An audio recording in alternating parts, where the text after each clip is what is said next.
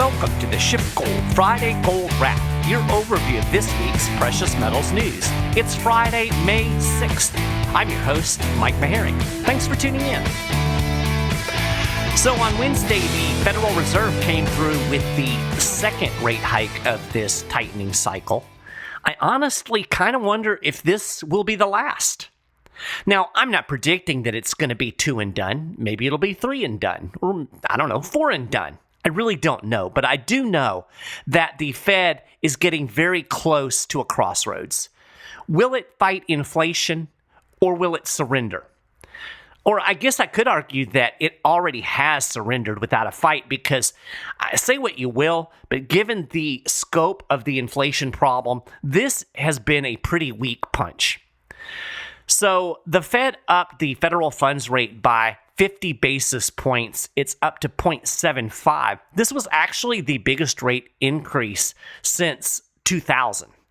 And this is what everybody expected. In fact, there was some speculation that the central bank would go even bigger and hike rates by 75 basis points. Instead, Federal Reserve Chairman Jerome Powell took 75 off the table, saying a 75 basis point increase is not something that the committee is actively considering. I think Powell saying nuh-uh to 75 basis point rate hikes kind of surprised the markets a little bit, and that's why we got a bit of a rally in stocks on Wednesday, also in the gold market. Of course, that reversed big time on Thursday. We had a huge sell-off in the stock market, and I'll get to that a little bit later in the show. But maybe the markets have realized that, no matter what the Fed does, they're going to be hosed. Now, Jerome Powell did hint that the Fed will likely go for 0.5% hikes over the next couple of FOMC meetings. That would mean rates would be at 1.75% at the July meeting. I have to mention here that this is hardly a tight monetary policy. In fact, a 1.75% Fed funds rate is still extremely accommodative. I would argue that even if the Fed does hike rates a full percentage point over the next couple of Fed meetings, it will still be functionally fueling the inflationary fire. Now, from what everybody's saying, the goal seems to be to push rates to 2.5%, maybe 3% by the end of the year. Still not impressed. This is also not particularly tight monetary policy in light of 8.5% CPI. Even some folks in the mainstream have suggested that this won't be adequate to quell the inflation fire. I saw a Bloomberg article arguing that it would at least need to get to 5% in order to tamp down inflation. And quite frankly, I think this is wildly optimistic. I mean, even if you accept the 8.5% CPI, 5% interest rate still wouldn't get us above the inflation rate. I mean, I guess you could argue that pushing the Fed funds rate to 5% would get other interest rates like treasuries above 8.5. But here's the thing. We don't have 8.5% CPI, really. It's more like 17% if measured honestly. So 5%, as far as I'm concerned, would still be spitting in the wind. And here's the thing. I don't think the Fed can get to 2%, much less 5%, much less 17%, given the state of the economy. Now, Powell continues to insist that the economy is strong enough to withstand tightening. Quote, households and businesses are in strong financial shape. The labor market is very, very strong. The economy is strong and well positioned to handle tighter monetary policy, he said. Now, never mind that GDP just contracted by 1.4% in the first quarter. GDP doesn't contract when the economy is super duper strong, right? But, it's amazing how the mainstream has actually tried to spin this. I'll get to that in a second. But there are some other signs in the economy that indicates that it's kind of shaky. The Fed may have already pricked the housing bubble. I wrote about this over on the website, SchiffGold.com/news earlier this week. I'll link to that article in the show notes page. But the bottom line is, as of last week, mortgage applications were down 17%, and that they were at the lowest level since May 2020. That's when the economy was shut down for COVID-19.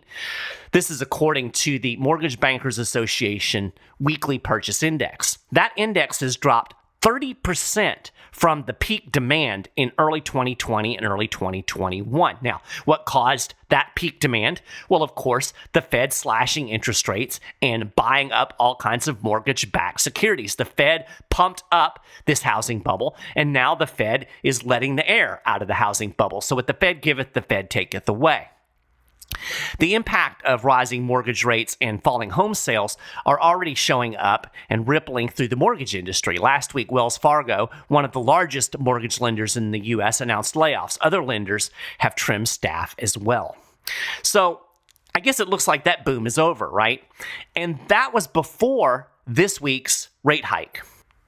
Now, let me circle back real quick and touch on this mainstream spin that we saw on the GDP numbers.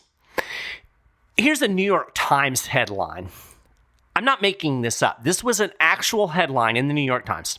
Quote, GDP report shows U.S. economy shrank, masking a broader recovery. You can't do Orwellian doublespeak any better than that. Basically, the New York Times is telling you that the economy is great. You just can't see it because of all this data telling you that the economy is bad. So one of the things that really pulled GDP down was the massive trade deficit. The mainstream argument is that the trade deficit is subtracted from GDP, but it really tells us that the economy is strong because consumers are buying up all of these imports. Peter Schiff does a really good job of explaining why this is dumb, so I'm not going to rehash the whole thing. I'll link to that podcast in the show notes, but simply put, strong economies make stuff. They don't just buy a bunch of stuff from overseas.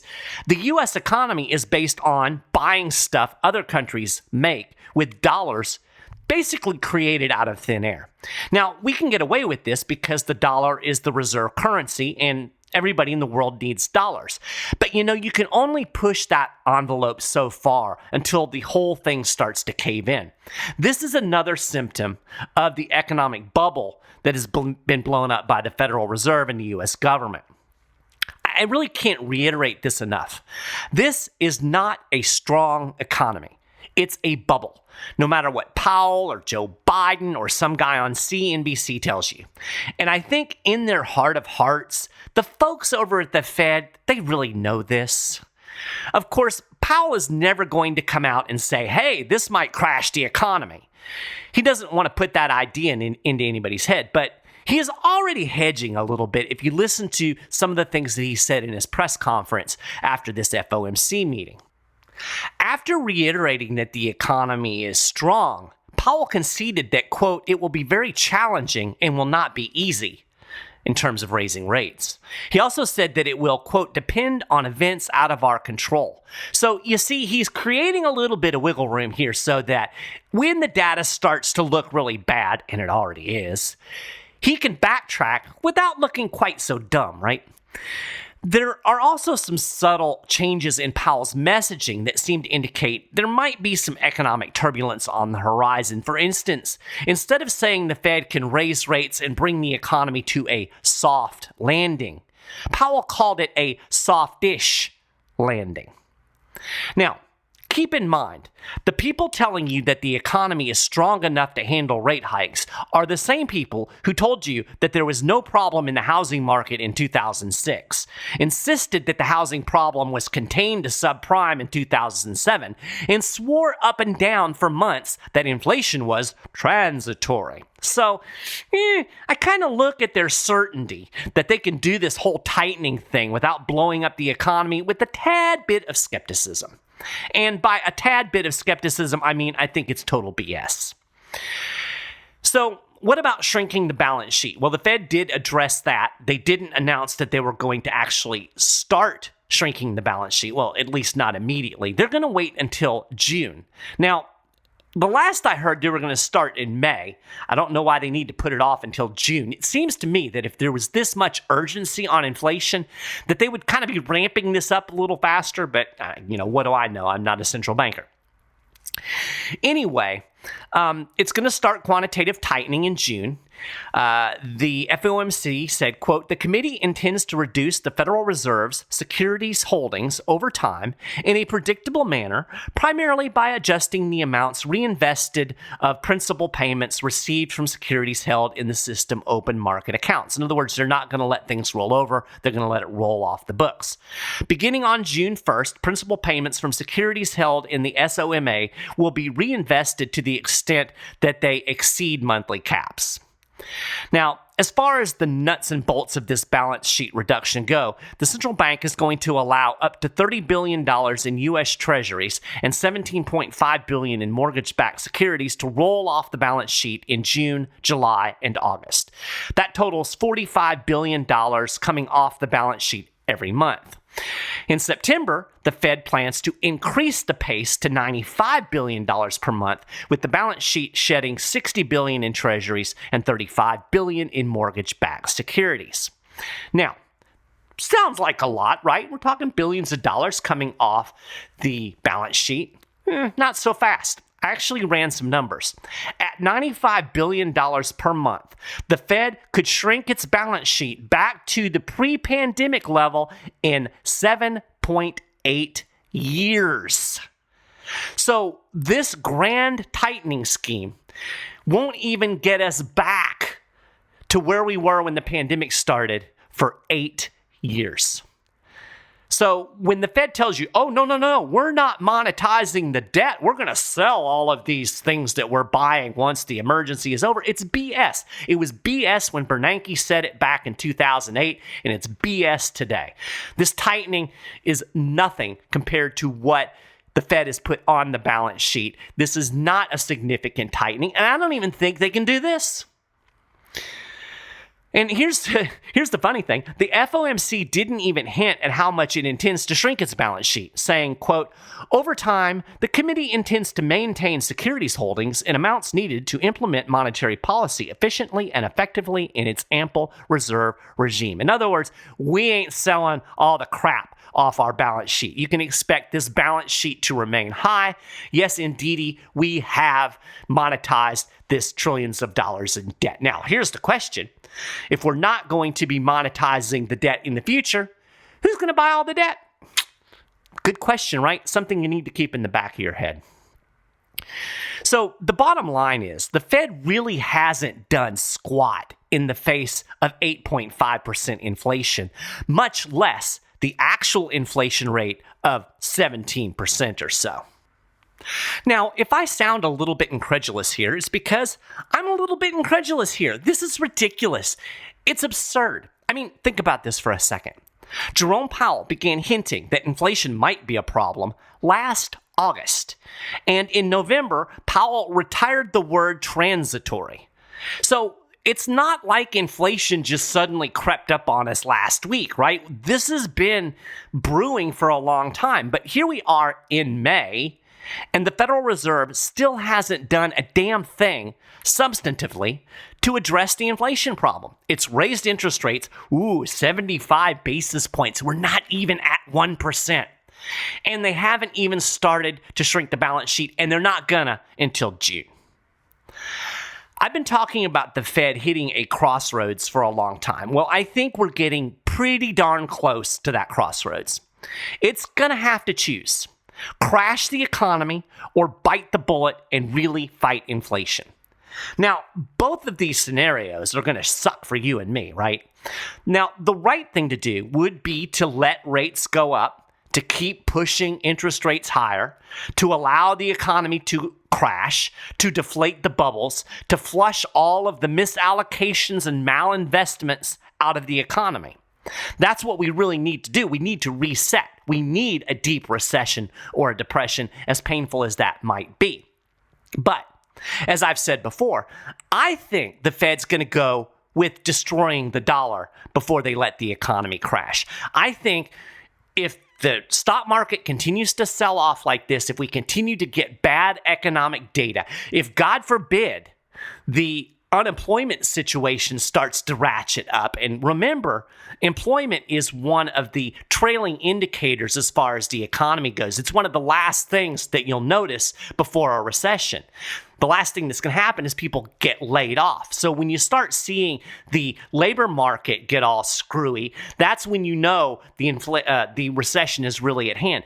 That's the thing that the Fed has been hanging its hat on. That's what Jerome Powell keeps telling us. Look, the labor market is super strong and there's all these job openings.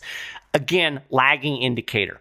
But when all of this goes south, and it's going to go south, when all of this goes south, I think they're going to go back to quantitative easing. They're going to go back to rate cuts because that's what they do.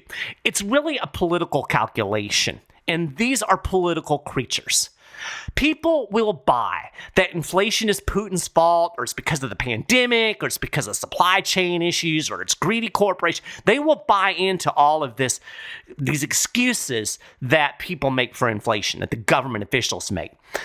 They don't have enough economic knowledge to really understand that this inflation is how they're paying for their stimulus checks. They're not going to get that, and certainly nobody's going to tell them that but me.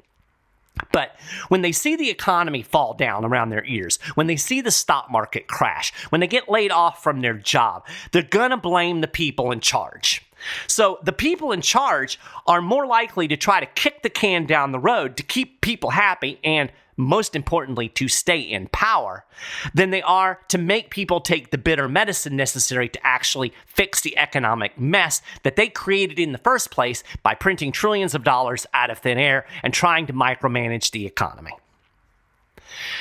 Now, back to the stock market. The market reaction to this FOMC meeting was enough to give you whiplash, right? On Wednesday, right after the meeting, stocks went up.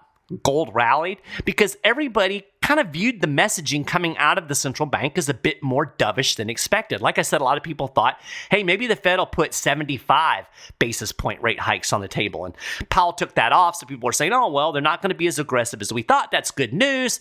The monetary heroin is going to keep flowing. We can keep partying. So stocks rallied and gold rallied. And again, we see this phenomenon where people think, oh, the Fed is going to fight inflation, so we have to sell our gold, which is dumb, and I've explained why. We've talked about real interest rates. I'm not going to rehash all of that again, but we saw that play out in the markets again. But then, on Thursday, everything went to crap. I guess investors figured out how screwed they really are. Stocks crashed. Gold gave up some of its gains from Wednesday, although it actually rebounded a little bit later in the day, so it didn't look nearly as bad as the stock market. The bond market got hammered. The yield on the 10-year went back above 3% again, so that's signaling recession. It's signaling more inflation coming down the pike. Not good. Not a good look for the markets. And, if you look at it, it seems like Wednesday's rally was kind of a head fake. The general trend of the stock market has been down.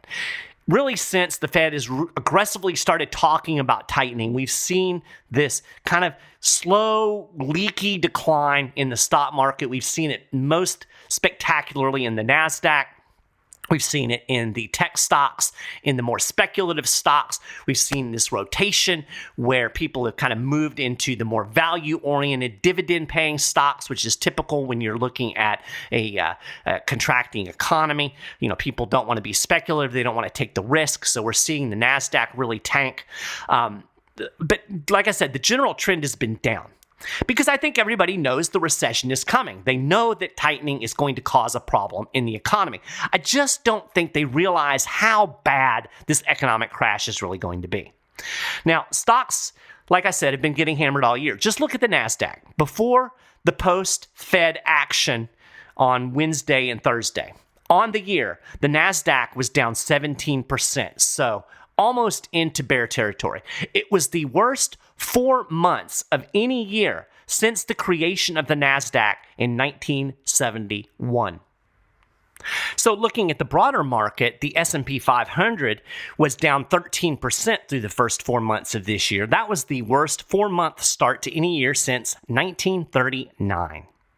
So really, even before this Fed meeting, before we got this 50 basis point rate hike, the environment looked a lot like 2018. Again, think back to 2018, the fall of that year. We were getting shaky economic data. There was a lot of indications that a recession was on the horizon. And what did the Fed do? How did it respond? Well, its last rate hike was in December of 2018. In 2019, it cut rates 3 times. It ended quantitative tightening. It went back to quantitative easing. That was the end of the tightening cycle. We were already there before this 50 basis point hike. So what is the Fed going to do? Kind of scary when you really think about it. We're there. And the Fed is supposedly just getting started with tightening. That's why I keep saying that we're at this crossroads. The real question is, how is the Fed going to play it? I've got my ideas. I've shared them with you today, but I don't know. I do know this, though, that no matter what the Fed does, it's going to be a real you-know-what show. We're in for a mess. If the Fed keeps tightening into a recession, it's going to be one hell of a recession. And if the Fed stops tightening, if it does what it did in 2018 and goes back to quantitative easing, we're going to see inflation go even higher. And we could end up seeing a dollar collapse if they really keep going. Like I said, we have a lot of slack in the rope because the dollar is the world's reserve currency, but you can only push that envelope so far before it starts to tear, before everything starts to fall apart, before the house of cards falls down. The crossroads is looming.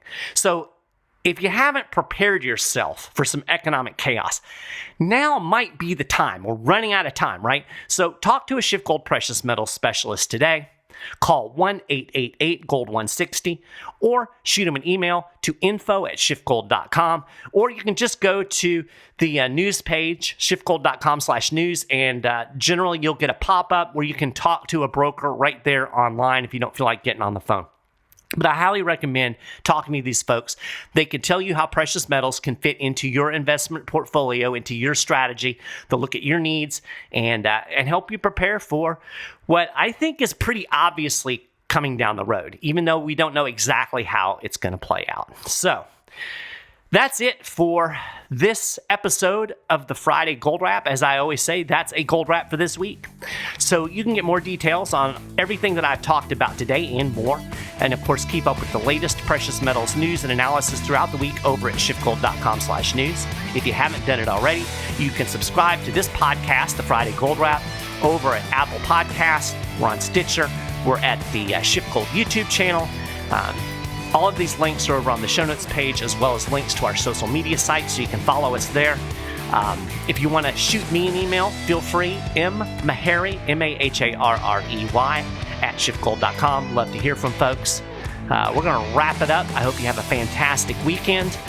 My son's graduating from college on Saturday, so I'm pretty excited about that. So you have a great weekend, and I'll be back next week to talk more gold and Fed, all of this stuff that we talk about here. Thanks again for listening.